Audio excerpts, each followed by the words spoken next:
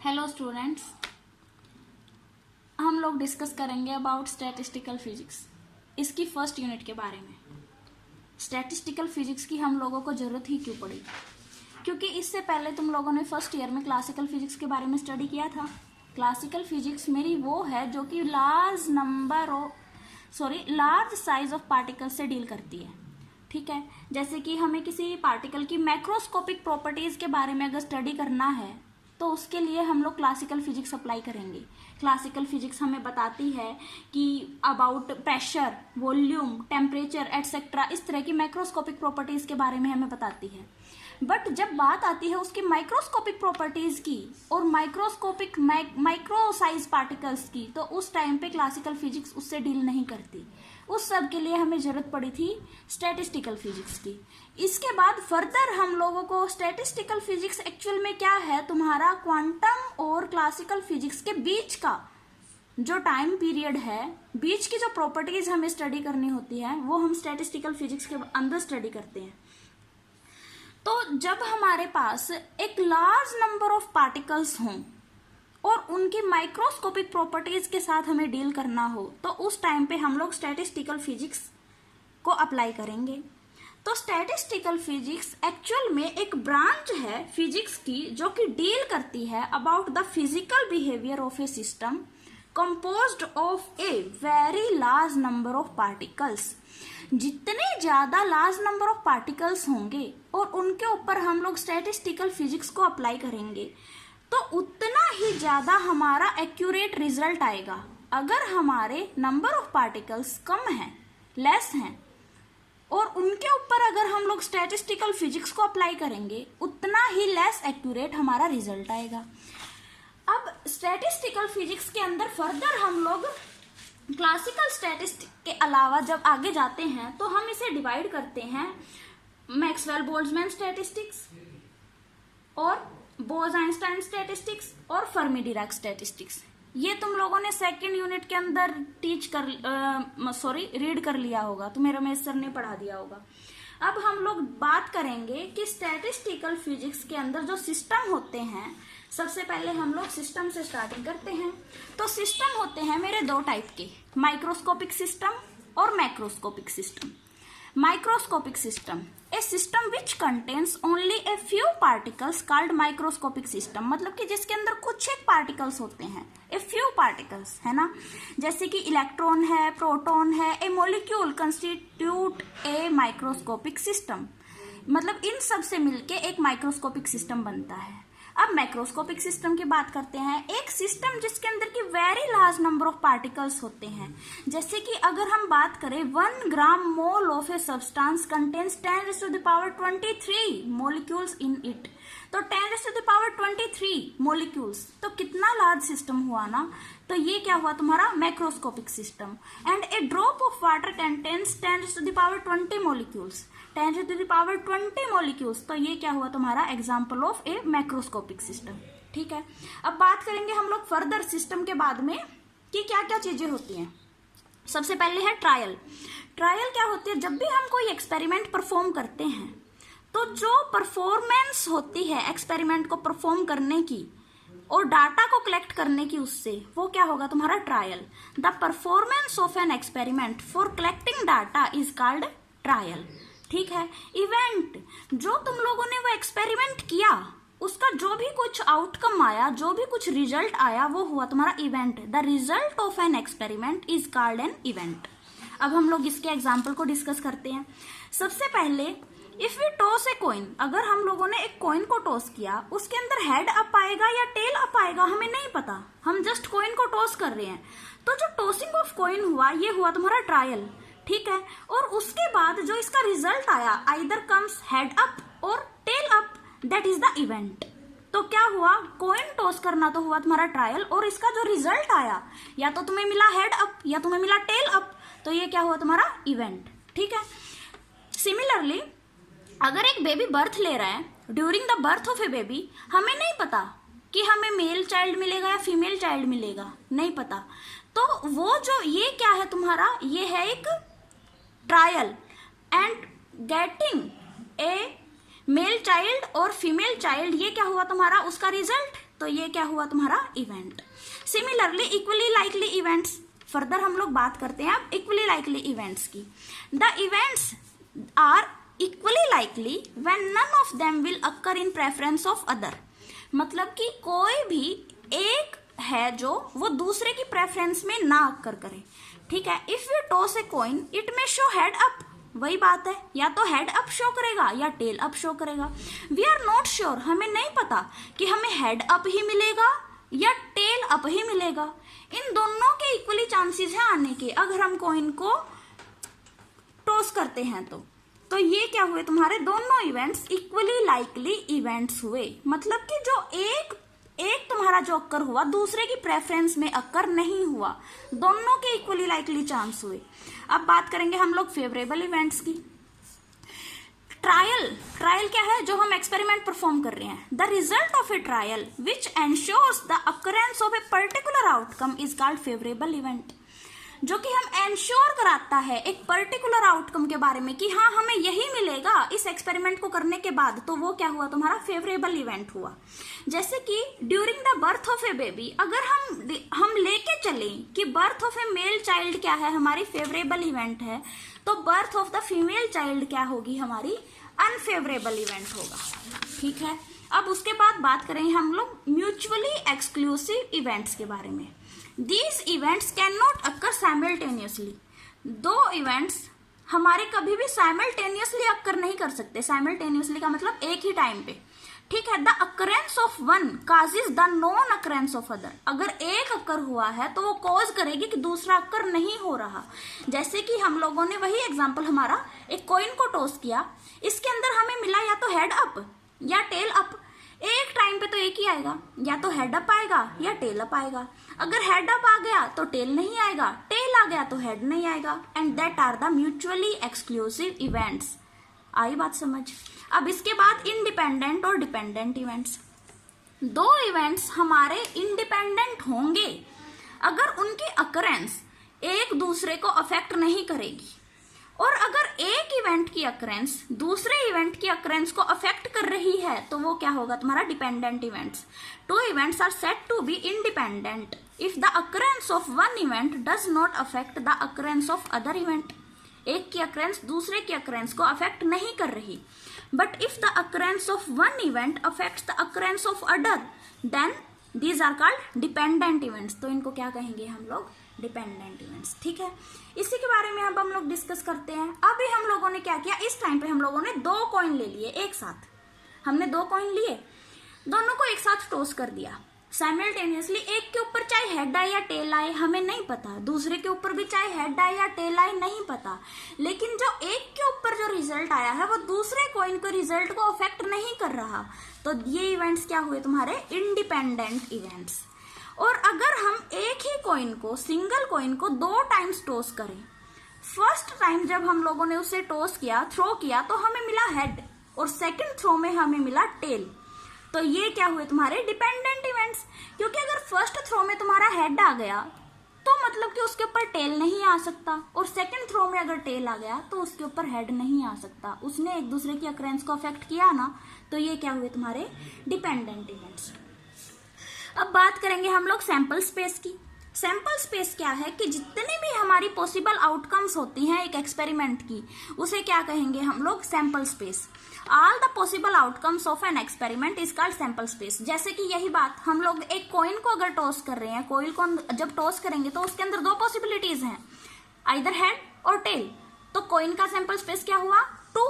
जब हम लोगों ने एक डाइस को थ्रो किया, लॉकडाउन चल रहा है तो डाइस तो बहुत सारे बच्चे खेलते ही होंगे, उसके अंदर 6 होते हैं उसके फेस, 1 2 3 4 5 6, ठीक है। तो उन 6 में से हमें कोई भी फेस मिल सकता है एक टाइम पे, तो वो जो 6, इसके अंदर टोटल रिजल्ट्स आउटकम्स कितनी हुई इस एक्सपेरिमेंट के अंदर 6 हुई ना, तो इसका डाइस का सैंपल स्पेस क्या हुआ 6।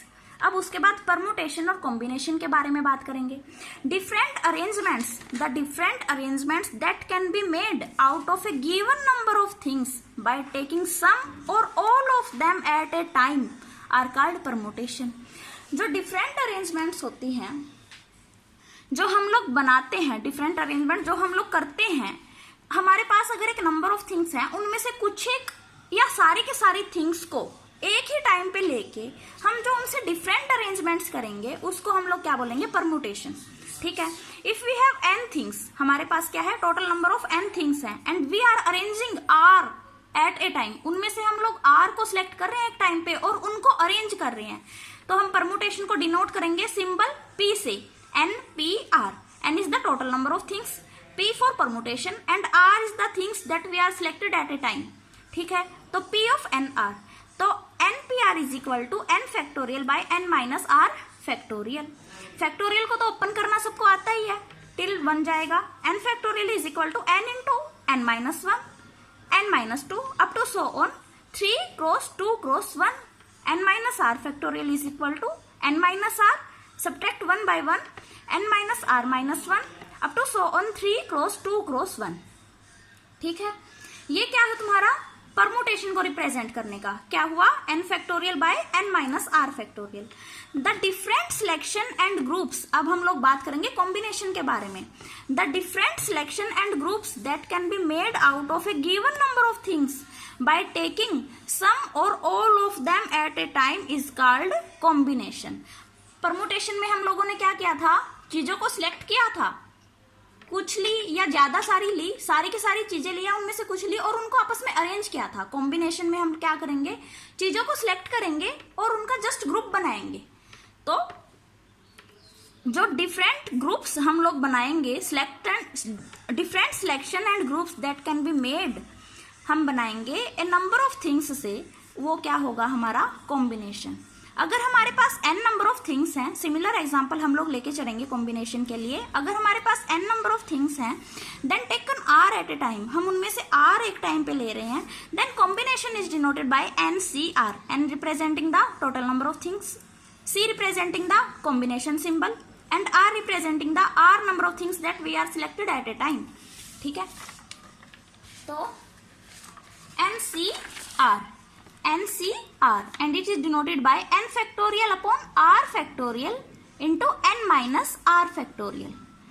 ये देखो n factorial upon n minus r factorial, इसका हमने यूज किया था परमुटेशन के लिए, तो NCR तुम्हारा किसके इक्वल हुआ, NPR upon r factorial। अब हम लोग इसी चीज को एग्जाम्पल की हेल्प से स्टडी करेंगे। हम लोगों ने क्या किया, एक टाइम पे 3 ऑब्जेक्ट्स लिए, A, B एंड C। सबसे पहले हम लोग बात करेंगे कॉम्बिनेशन की। कॉम्बिनेशन में क्या करते हैं, ग्रुप्स बनाते हैं, सिंपली सिलेक्ट करते हैं थिंग्स को। हम लोगों ने क्या किया, इन्हीं तीनों ऑब्जेक्ट्स को एक ही टाइम पे सिलेक्ट किया और इसका ग्रुप बनाया। तो हमने देखा कि इसका बस एक ही ग्रुप बना, ABC, एक ही ग्रुप बना। ठीक है, बना दिया हम लोगों ने ग्रुप्स।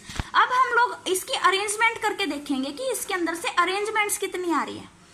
अरेंजमेंट्स का मतलब एक बार A आगे, फिर B आगे, फिर C आगे, एक बार A बीच में, C बीच में, इस टाइप से अरेंजमेंट। तो टोटल अरेंजमेंट्स हमारी आई 6, टोटल नंबर ऑफ अरेंजमेंट्स आई हमारी 6, ABC, ACB, BAC, BCA, CAB, CBA।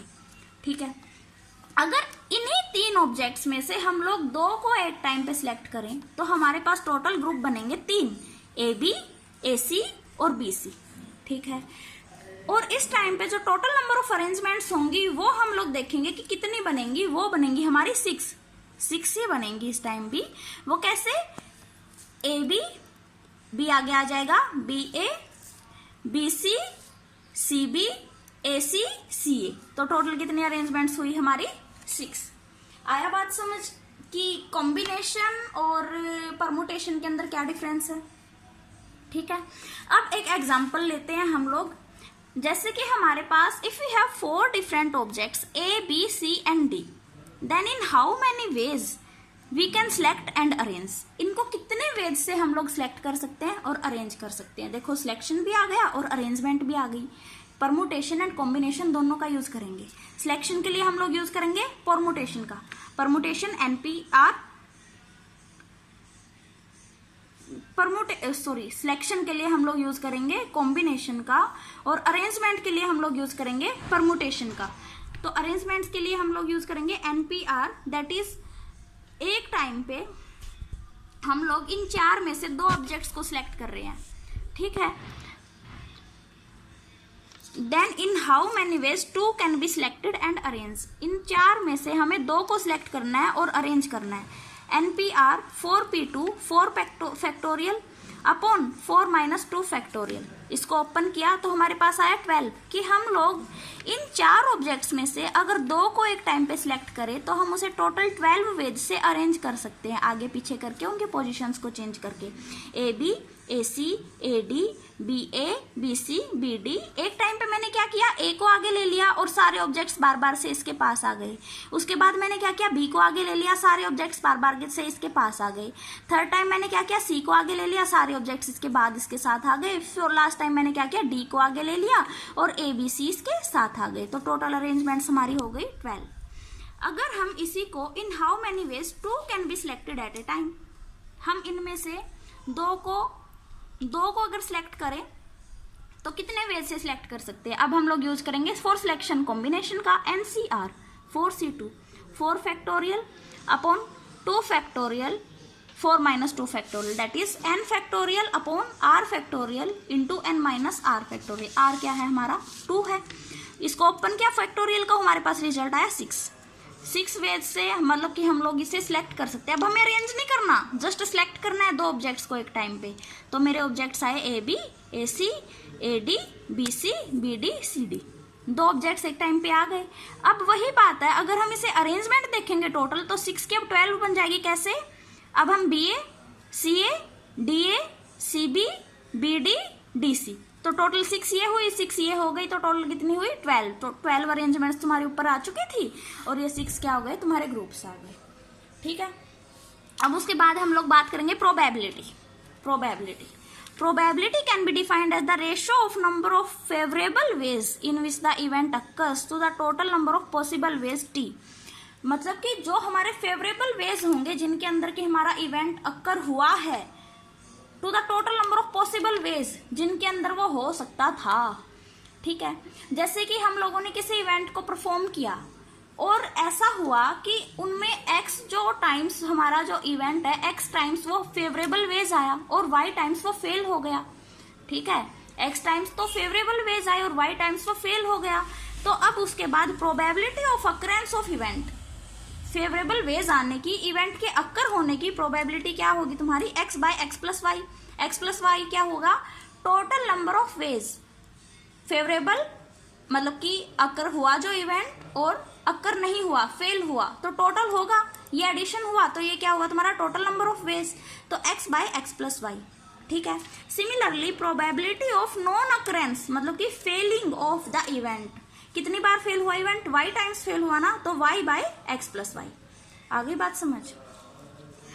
अब सारे एग्जाम्पल तो मैं यहाँ पे तुम लोगों को सोल्व नहीं करवा रही, तुम लोग खुद से एग्जाम्पल सोल्व करना और फिर मेरे को इनबॉक्स में मैसेज छोड़ सकते हो, मैं उन्हें सोल्व करवा दूंगी अगर तुम्हें कोई भी प्रॉब्लम होगी तो। ये जो न्यूमेरिकल्स, ये जो हम लोग टॉपिक्स डिस्कस कर रहे हैं, इनके एग्जाम्पल हर एक बुक के अंदर अवेलेबल है। इनके एग्जाम्पल्स को जरूर सोल्व करना, तभी प्रैक्टिस होगी, वरना नहीं होगी। स्टैटिस्टिकल प्रोबेबिलिटी, अब हम लोग प्रोबेबिलिटी के टाइप्स के बारे में डिस्कस करेंगे। तो हमारा आया statistical probability, the ratio of total number of ways in which the event actually occurs to the total number of times the event was carried out. मतलब कि जितनी बार मेरा इवेंट अक्कर हुआ to the total number of ways, जितनी बार हम लोगों ने उसे किया, हम लोग करते तो क्या पता कितनी बार है, लेकिन अक्कर तो कुछ ही बार होता है। तुम लोग भी पेपर तो सारे ही देते हो, कभी कभी कोई किसी पेपर में फेल हो जाता है, तो इवेंट तो कुछ बार ही होता है ना। तो इसीलिए if we toss a coin 1000 times, हम लोगों ने अगर एक कॉइन को 1000 टाइम्स टॉस किया और हम लोग लेके चलते हैं कि जो इसकी अकरेंस होगी, मतलब कि हम लोगों का फेवरेबल इवेंट होगा हेड, तो हेड जो इसका आया कम अप 620 टाइम्स आया, 620 बार।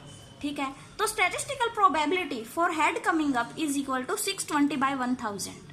ठीक है, क्या हुई है इसकी स्टैटिस्टिकल प्रोबेबिलिटी। अब उसके बाद प्रायोरी प्रोबेबिलिटी क्या होगी, ratio of number of cases favourable to the event to the total number of equally likely cases n।